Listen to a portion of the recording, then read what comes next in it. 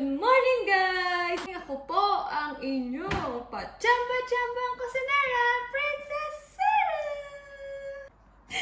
Welcome to my YouTube channel na ang YouTuber ay nag-YouTube! Bakit? Bawal ba? Siyempre, ako po ay nagbabalik para gumawa na naman ng bagong kalokohan! Gagawa kasi tayo ngayon ng kakaibang matcha. Hindi nyo alam yun, no? Tuturuan ko kayo. Tara na, nagugutom na ako.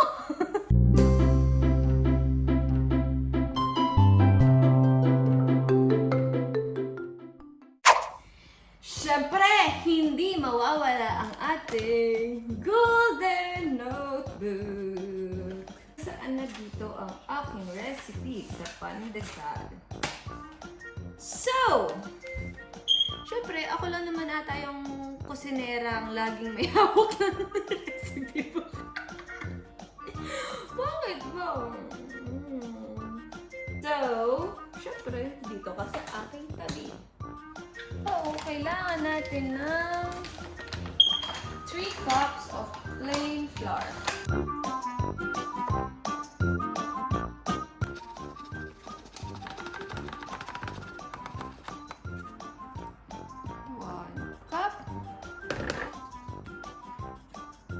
Pangalawang cup. Third cup. Kailangan natin ng warm milk.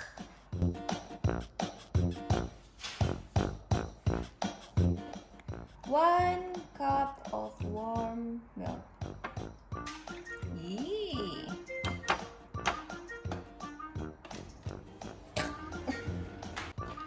So, syempre, sabi ng aking magic notebook, kailangan daw natin. Huwag mong pakita kasi ube yan.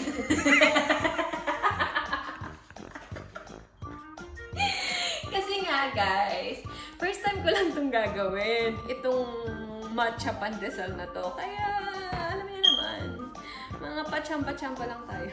So, 1 teaspoon of salt.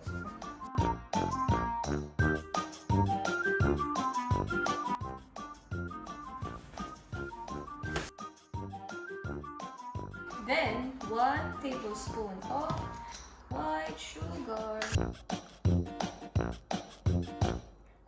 Diba? Bagong-bago. Pero, hindi natin to gagawin. Ito muna. Ito muna gamitin natin. Sayang naman. Kayo naman eh. Magic. Haluin mo ang iyong milk. Halu-haluin mo ang gatas-gatas ko.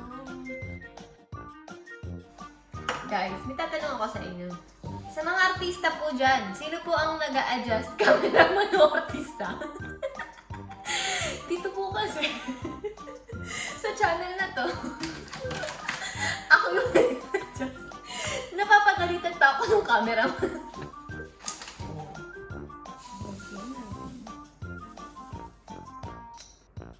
Half cup. Ting.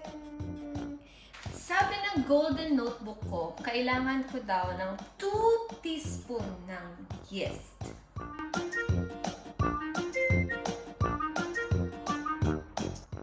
Masunurin kasi ako sa golden notebook ko eh. 1, 2. Cooking is love made edible. Huh? Yung kinuluto ko naman, nakakain na. Grabe naman to. Ngayon ko lang ito nabasa. Tak! Oh. Lagay natin siya dyan. Lagay na natin to. Yung warm milk.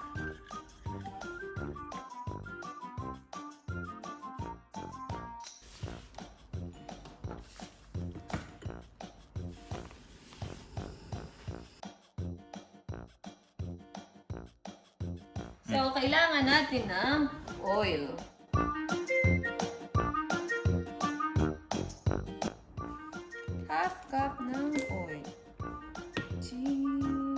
So, anuhin mo ko siya. Ganyan, ganyan yun.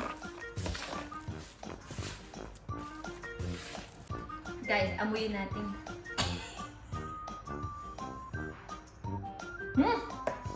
Amoy pandesal na. Parang hindi ka panipaniwala. Lagyan natin siya ng vanilla extract.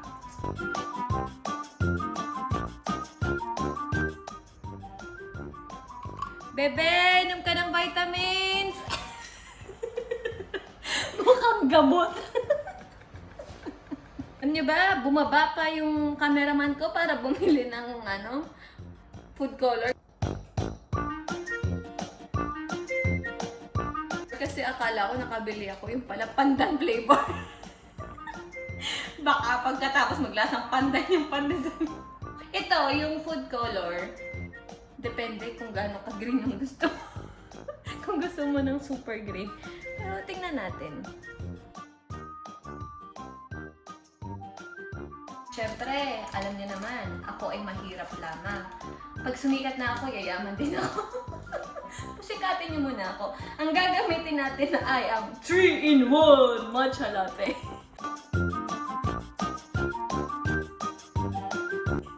Kasi napakamahal nung matcha powder. Eh, alam niyo naman, kailangan mga budget-friendly ang ating mga recipe. So, try natin tong 3-in-1. Sabi doon, ni parang Google, maglagay doon tayong 2 tablespoon.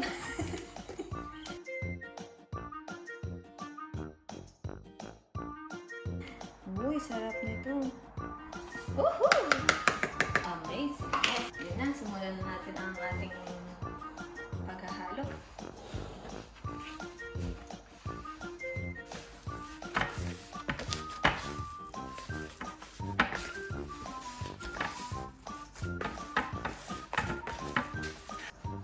Para feeling expert tayo. O, sabi nila mag-ganyan-ganyan daw. Lagay mo siya dyan.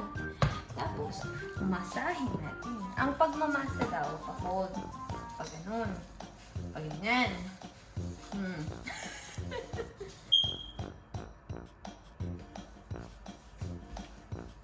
Orasan ko to kasi kailangan 30 minutes ko ata itong minamasa. Kailangan mo lang siyang masahin hanggat maging smooth na yung ating. So, na-discover ko, lagay lang kayo nalagay ng flour. Para mawala yung dikit. Dumidikit pa rin kasi siya. Oh, ito talaga totoong cooking show, guys. Ang pagpapakita ng totoong pagkakamali.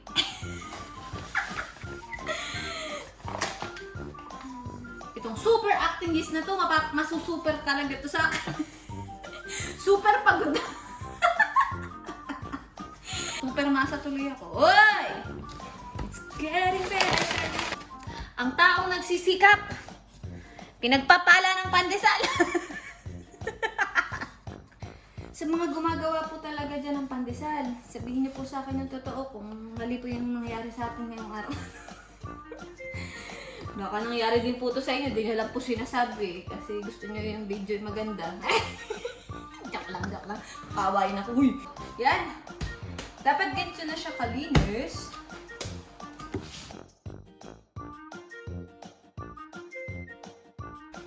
Lagyan nyo ng, spreadan nyo ng konting mantika itong pinagamitan natin kanina. Lagyan mo lang itong do dito. Lagyan mo lang siya ng oil. Tapan natin siya ng flame wrap. So, kailangan natin siyang paasahin for 1 hour.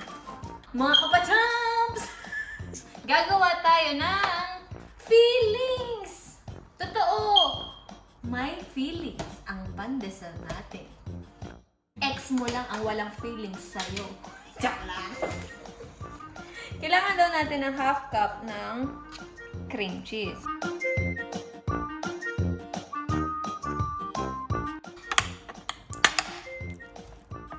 Haluin lang natin. So, 3 teaspoon ng butter.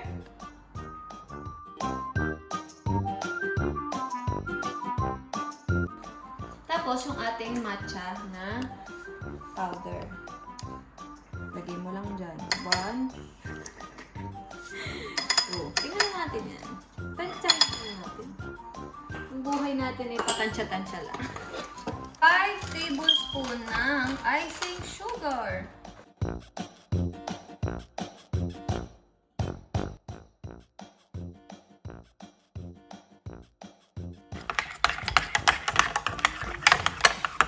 Tikman ko lang ah. Sarap. 1 hour later. Ito na siya. O, suntukin mo dito. Para mawala yung hangin. Then, hiwain mo na siya muna sa gitna. Inanin mo lang siya. Kasi, hihiwain mo siya. Hihiwain. Pupuin. Hiwain natin. Ito. At, oh, dahil wala akong timbangan, manual timbangan.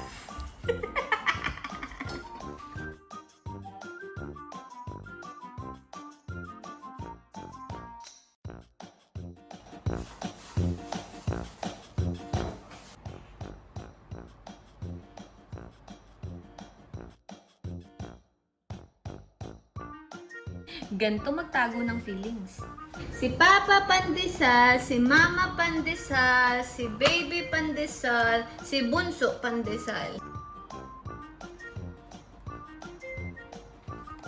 Nung bata ako, lagi ako nilista sa noisy.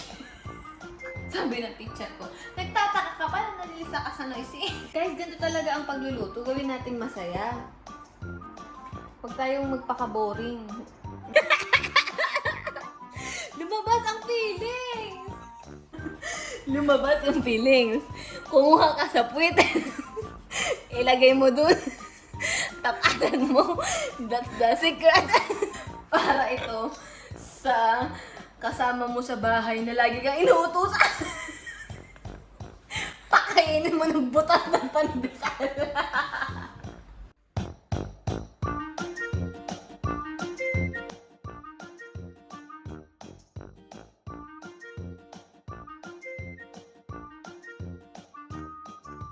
And guys, papaalsahin nyo ulit siya for another 1 hour.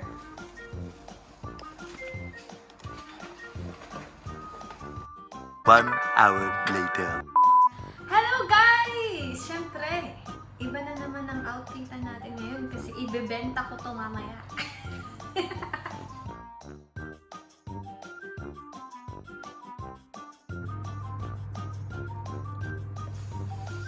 A few moments later. So guys, ito na siya ang ating cheesy matcha pandesal! Tara, try natin!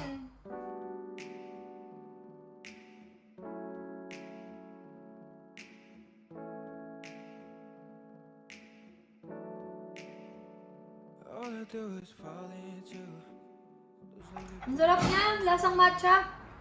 You made me feel so dang good. Yeah, so we slowly turn to something. Yeah, tell me, can you think of one thing that's better than the love that we